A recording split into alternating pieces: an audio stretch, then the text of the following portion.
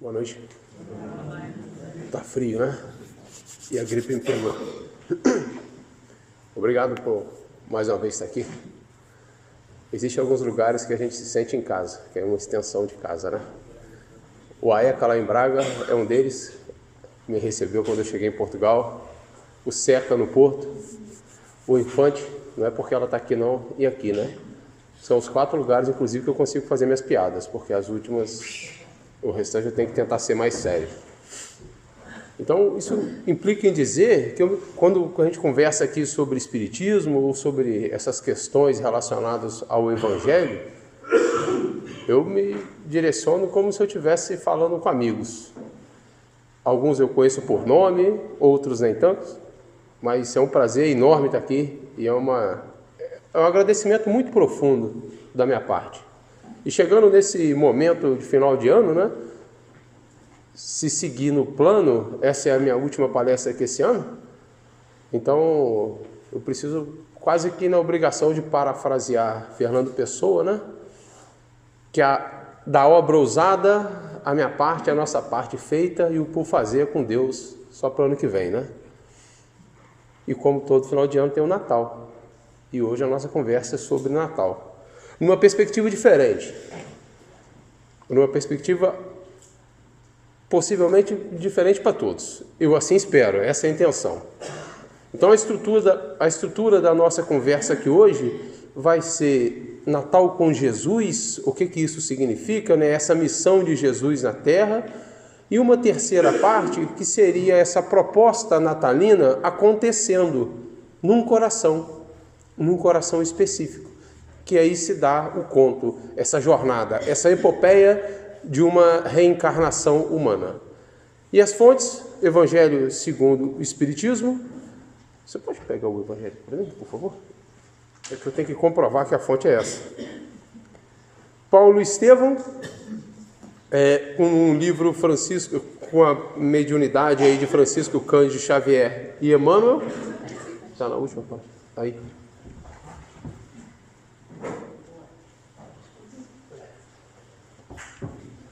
Pronto. A Boa Nova, também com Francisco Cândido Xavier, só que com Humberto de Campos. Antologias mediúnicas do Natal, Chico Xavier e diversos espíritos. E Recanto da Paz, que é um livro de poemas, Chico Xavier e espíritos diversos. Mas o que a gente vai abordar aqui hoje é um texto de Emmanuel. Natal com Jesus, né?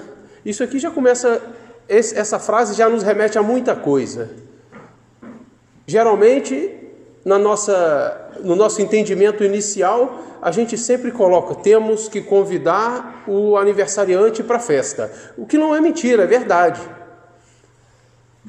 Mas vamos mudar essa perspectiva. Essa ceia, na verdade, esse manjar, o banquete, já está servido há mais de 2000 anos.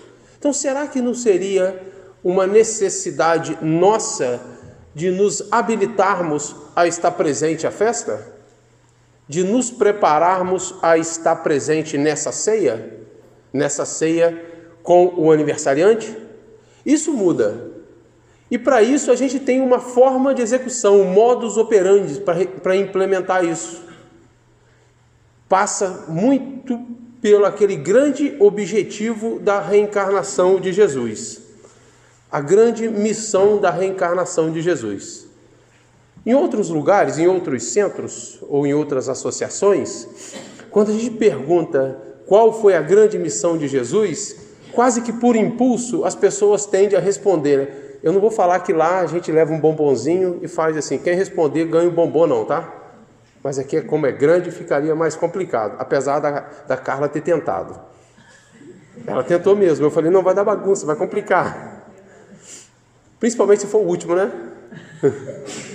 Então, qual foi a grande missão de Jesus quando reencarnou? Isso é importante, porque quando a gente entende essa missão, fica mais fácil entender ou traçar um plano para essa implementação natalina. É quase que instintivo dizer que ele veio trazer o amor, mas não é. Não é. O amor a gente vai acabar concluindo que foi a ferramenta que ele utiliza para a implementação. Para trazer a missão de Jesus na Terra, a gente volta a 2000 anos atrás, começando esse processo do conto natalino. Jesus, no seu momento de maturação, de definição do início do apostolado, vai até João Batista e João Batista o reconhece. Além de primos, o reconhece enquanto Messias. E se posiciona de forma muito correta, bonita. E ele diz: até aqui eu era o precursor. A partir desse momento eu serei o seguidor. Realiza o batismo de Jesus para ter o significado numa mudança de fase. E Jesus segue o seu início apostólico. Sai desse processo no Rio Jordão, faz uma caminhada longa de 150 quilômetros até Jerusalém, a cidade santa. Se posiciona ao lado de um poço e observa. É preciso entender que é um espírito da envergadura de Jesus, o nosso governador, que estava observando. Impõe um magnetismo, impõe um processo de atração pela sua referência. Aproxima-se dele um sacerdote Hanã, e pergunta: Galileu, que fazes na cidade? Jesus responde, passo por Jerusalém procurando implantar o reino de Deus. Esse é o objetivo, é a missão de Jesus. Implantar o reino de Deus, ou o reino dos céus, no coração do homem. Ele usa como ferramental o amor. E a gente já vai conversar sobre esse amor que ele propõe. Hanã responde: reino de Deus? O que pensa você que venha a ser isso? Já um pouco agastado com a proposta, por que na mão de um Galileu, O reino dos céus é obra de Deus no coração dos homens, responde Jesus. Mas obra de Deus nas suas mãos, Galileu? Tens influência em Jerusalém, a Terra Santa? Tem apoio de rei, de príncipe? Meus colaboradores virão de toda parte. Claro, Galileu. Os tolos em todas as partes do mundo. Naturalmente, essa será a sua mão de obra. Mas, Galileu, você já viu alguma estátua esculpida com lama? Isso era o máximo da ironia, o máximo do desprezo, o máximo do orgulho ferido daquele sacerdote. Jesus responde não na mesma altura no sentido de confronto, mas mostrando o poder e o tamanho da sua proposta. Não há mármore mais puro e formoso que o do sentimento, e nem cinzel superior da boa vontade. Cinzel é a ferramenta do artesão. E Hanã, já vencido, porque além dos argumentos existia aquela carga magnética advinda da moral, ele responde para Jesus: mas por acaso conheces Roma ou Atenas? E Jesus: eu conheço o amor e a verdade. Sai daquela região, sai do lago, retorna 150 quilômetros para o seu ponto de origem. Agora não o Jordão, Cafarnaum, o lago de Cafarnaum. Imaginando um momento meio de tarde para o final, onde o sol já é mais brando e os pescadores que estavam no lago retornando. E vem um barquinho simples com Simão, Pedro e André. Jesus na margem diz: Simão, André. É interessante porque Jesus os conhece por nome porque era criado naquela região. Simão, André, e os dois também obedecendo aquele chamado magnético, o mesmo que atraiu Hanã, só que em coração diferente. Hanã, o orgulhoso, Simão e André, uma terra arável, fértil. Simão, André, e os dois remam com mais ânimo, com mais força. Sim, Jesus, que queres? Estou convidando vocês para formar o reino de Deus. Simão olha para André, reino de Deus, o reino de Deus. Bom, aqui em Cafarnaum tem umas 15 pessoas, umas 20 pessoas. Já dá para montar um reino. André vê o irmão mal posicionado. Ô Simão, que 15, 20 pessoas? A gente tem Magdala, dá uma Nuta, dá umas 200, 250 pessoas, já dá um reino grande. Jesus observa aquilo e diz Humberto de Campos que guarda para outro dia o detalhamento desse projeto, a profundeza e a profundidade que isso ia tocar em cada um. Tanto que tem aquela frase: Simão, levarei por caminhos que você não quer ir. E depois se detalha toda a sua estrutura, a sua proposta de transformação ou de implementação do reino dos céus no coração do homem. Mas como? Como sair dessa estrutura, dessa história e trazer para o nosso dia a dia? Porque senão essa história, apesar de ser bonita, fica sendo só uma história. Como retirar dali a conceituação prática, para que no nosso dia a dia a gente tenha material útil para trabalhar? Aí vem a grande pergunta, né? A gente concorda que o reino de Deus, para ser interno, é uma mudança de paradigma gigante. Faz sentido para a gente, para nós os espíritas. E a gente concorda também, inclusive é uma colocação popular, que a gente só é capaz de entregar aquilo que a gente tem. Ou seja, eu só sou capaz de refletir aquilo que eu tenho internamente. Se eu não tenho, eu não entrego. É justo, é lógico demais. Eu posso até adquirir e vir a entregar no futuro, mas no atual momento eu só sou capaz de entregar aquilo que eu tenho. Ah, Rodolfo, então começa aqui a ter uma dificuldade, porque nós estamos imersos numa sociedade com certas dificuldades, em alguns pontos, com algumas situações caóticas. E essa sociedade é formada por nós. E a gente aceitando que só entregamos ou só refletimos aquilo que temos, é justo afirmar que a sociedade está num estado de caos, muito ou pouco, porque os seus cidadãos, aquele que as compõe, também tem isso internamente. Então aquela proposta original de Jesus, do reino dos céus, no coração do homem, precisa ser implementada mais do que nunca. Qual é o primeiro mandamento da lei? Eu vou pegar aqui para ser ipsilito. Está no Evangelho: fora da caridade não há salvação, e tem o maior mandamento. Mestre, qual é o maior mandamento da lei? O fariseu perguntou a Jesus.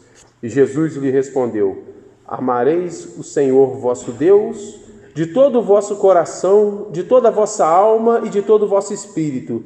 Eis aí o maior mandamento. Eis o segundo, que é semelhante a esse: amareis o vosso próximo como a vós mesmo. Toda a lei e os profetas estão contidos nesses dois mandamentos. São Mateus, capítulo 22, versículo 34 a 40. Kardec detalha esse item e fecha esse ponto, o maior mandamento, com a frase que retira do intangível e traz para o tangível.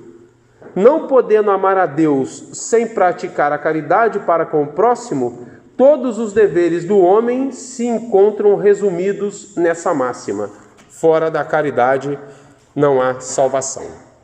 Opa!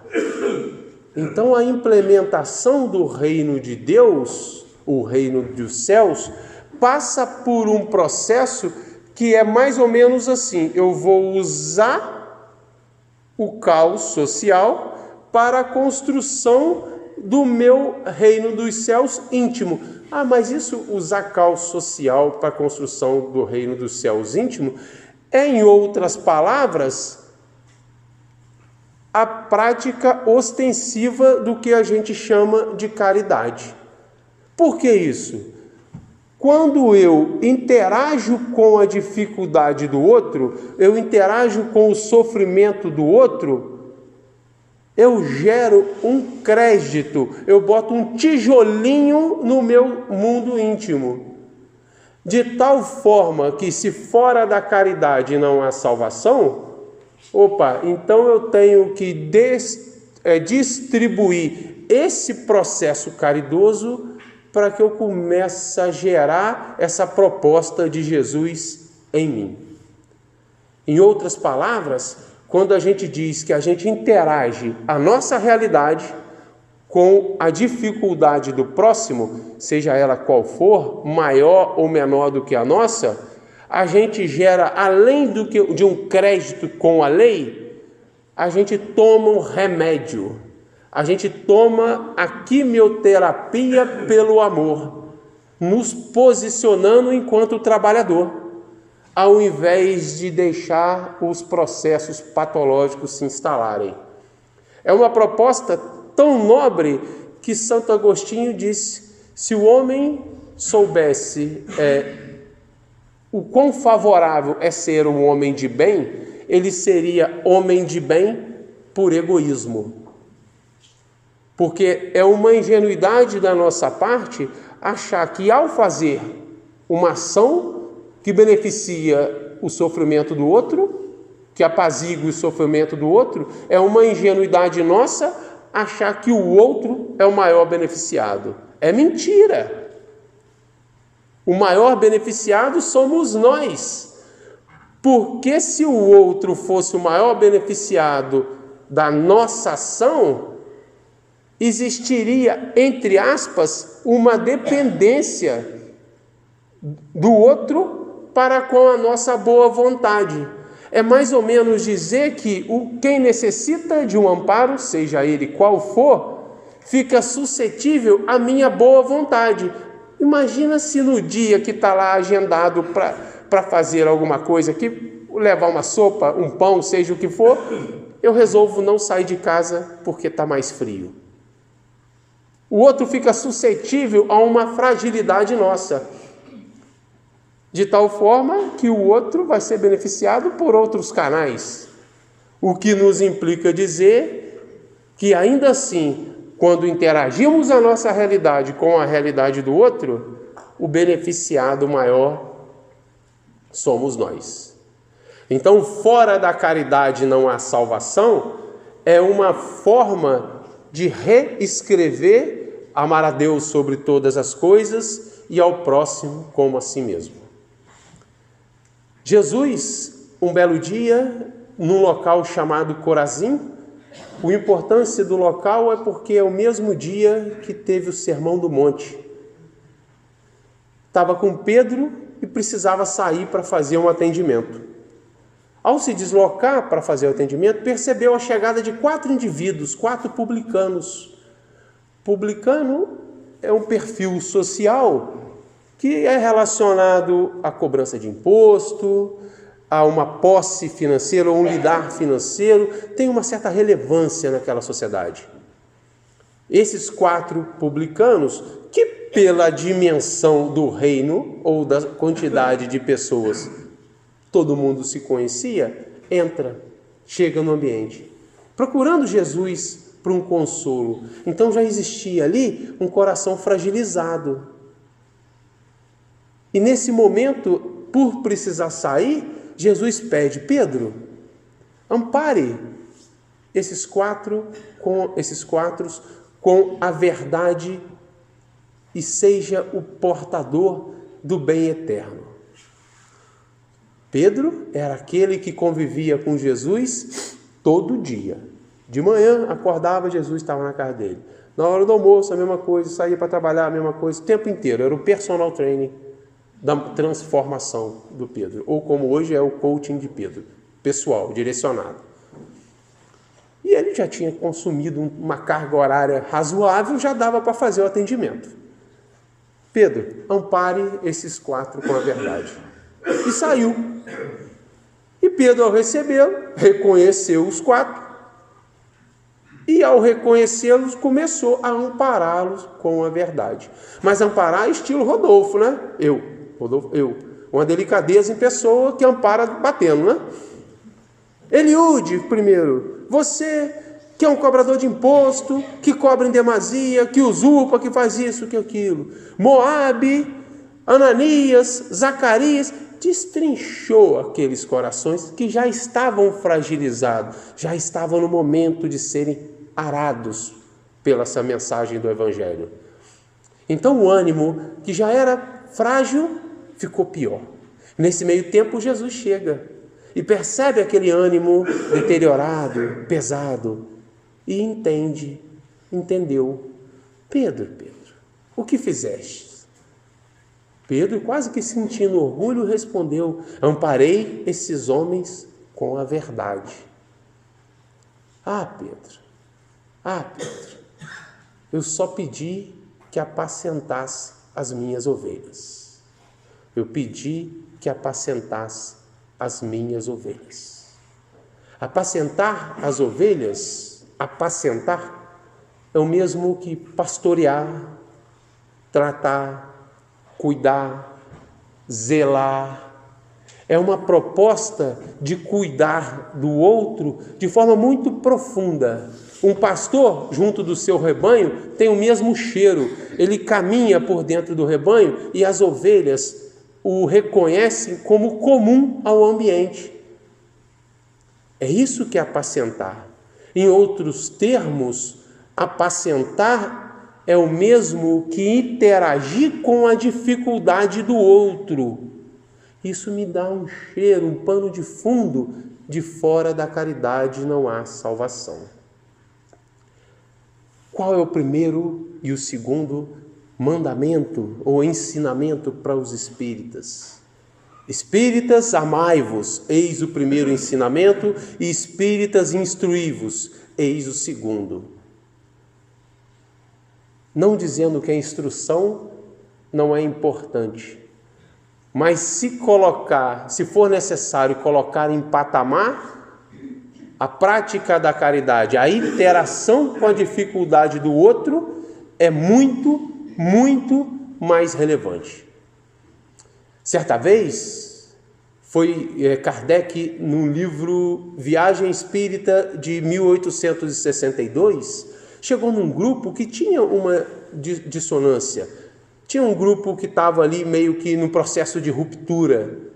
É igualzinho a gente, seja na casa espírita, em casa, em qualquer meio social, o ser humano consegue complicar o que muitas vezes está fácil. E tinha suas razões, razão A, razão B, razão de um grupo X, razão do grupo Y, e foi perguntado a ele: Kardec, e aí? O que você faria? E ele responde, né? Em outras palavras, ele diz isso aqui: qual desses dois grupos tem mais de caridade? Fico com esse. Independente se ele tem razão ou não, se é justificado o argumento para ruptura ou não, eu fico com esse. Porque se você já tem a caridade implementada, esse sentimento, essa virtude implementada, o restante é um processo de guia, de coaching. E aqui a gente fala de virtude, porque caridade, conforme entendia Jesus, benevolência, indulgência e perdão. O benevolência é dos momentos do sentimento dos mais nobres. Poxa, mas como é que a gente vai sair do estado padrão e ter um sentimento tão nobre? Entre a caridade e o estado padrão, existem duas grandes fases: a beneficência e a benevolência.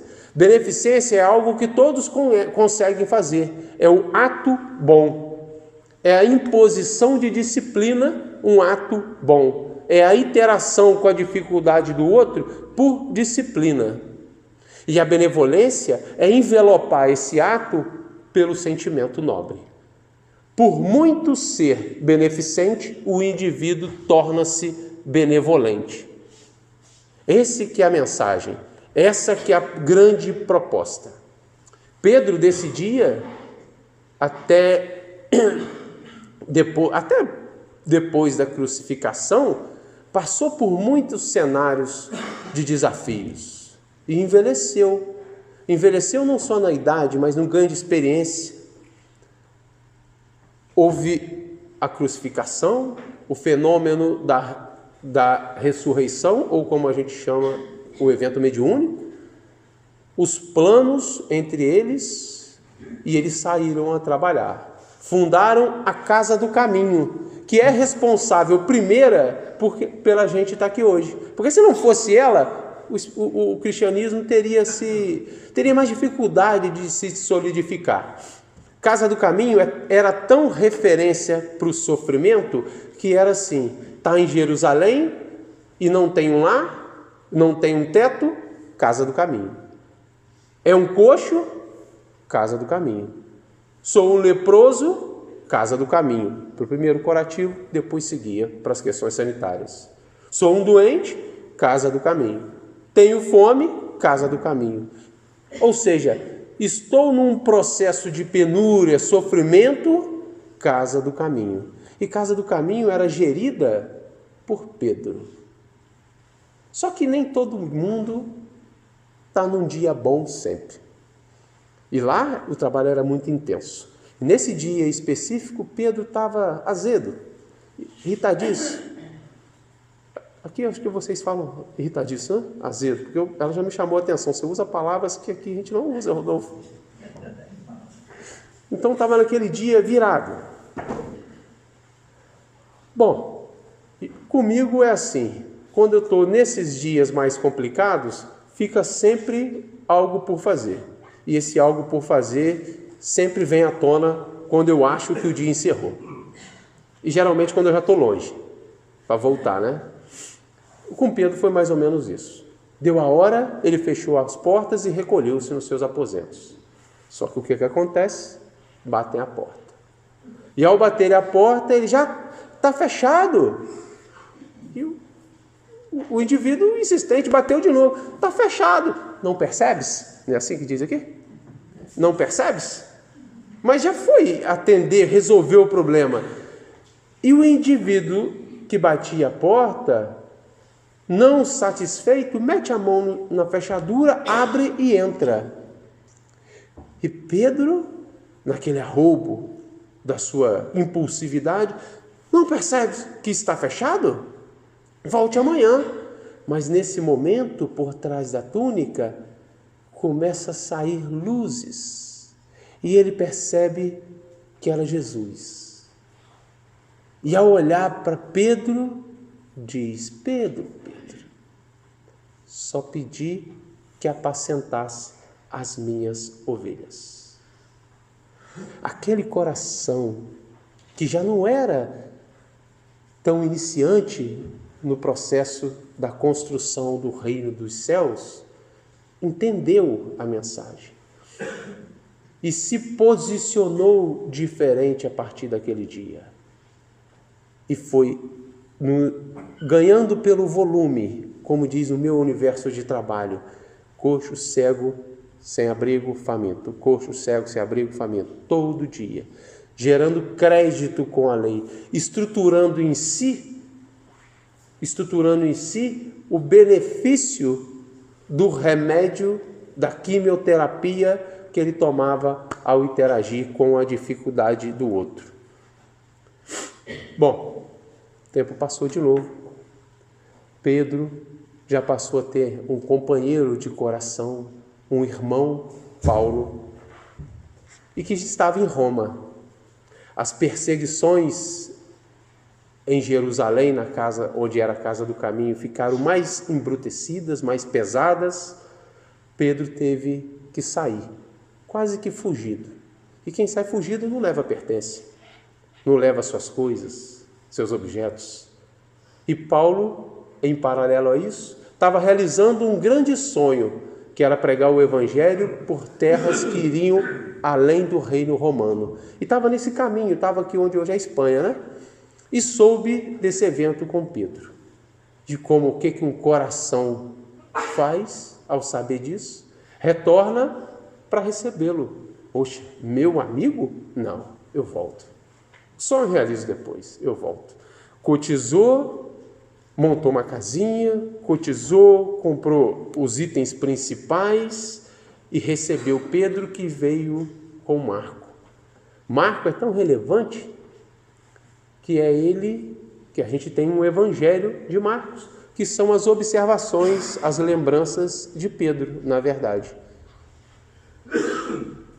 Talvez um evangelho mais significativo do que esse, enquanto dia a dia, só se fosse o de Maria, né? Porque teria pego aqui assim Jesus enquanto criança. Bom, isso é uma opinião pessoal, né? Mas devia ser mais mágico.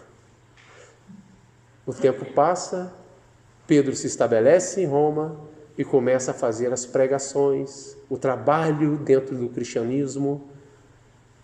Já naquele momento, tendo que pregar dentro das catatumbas. E num belo dia, a pregação já ia para o final, entra os guardas romanos e prende todo mundo. Para evitar esse cenário todo, Pedro se interpõe e somente ele é preso. Um ancião com pouca força física, mas um gigante naquele reino dos céus íntimo. Pedro, daquele momento, quase que entrou num estado mediúnico. Começou a sentir saudade. Enquanto ouvia as piores palavras, os piores adjetivos dos guardas, os piores impropérios, Pedro estava distante, sentindo saudade. Sentiu saudade do convite.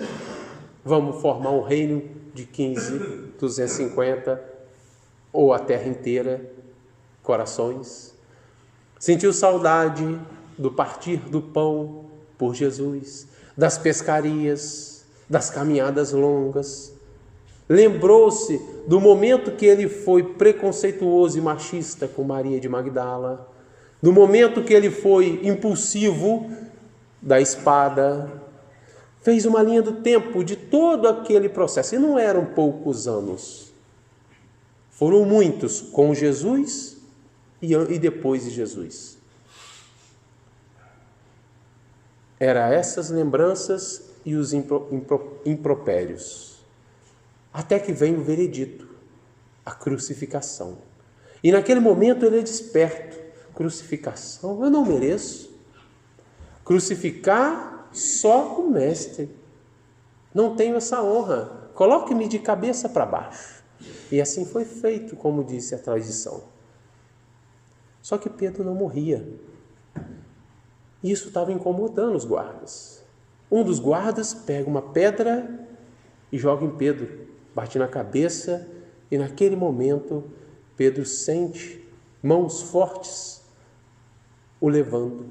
Jesus tinha acabado a encarnação. Jesus recebe Pedro e leva para paisagens inexplicáveis, de tamanha beleza. Algo aqui que eu consigo visualizar com mais perto é o Gerês com o Minho junto, no calor do rio. E nessa paisagem, Jesus diz para Pedro: Pedro, eu estruturei, eu construí isso aqui para você, para o seu refazimento. Fique o tempo que você quiser. Chegavam amigos, os mártires do cristianismo, mataram a saudade, e assim o fizeram.